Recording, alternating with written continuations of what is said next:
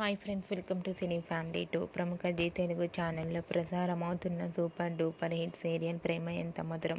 ప్రేమ Entha Madhuram serial ప్రేక్షకులను విశేషంగా ఆకట్టుకుంటూ మంచి టీఆర్పీ రేటింగ్తో ముందుకు దూసుకుపోతోంది.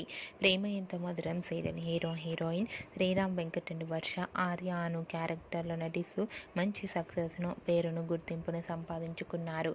వీరిద్దరి జోడీకి చాలామంది అభిమానులున్నారు.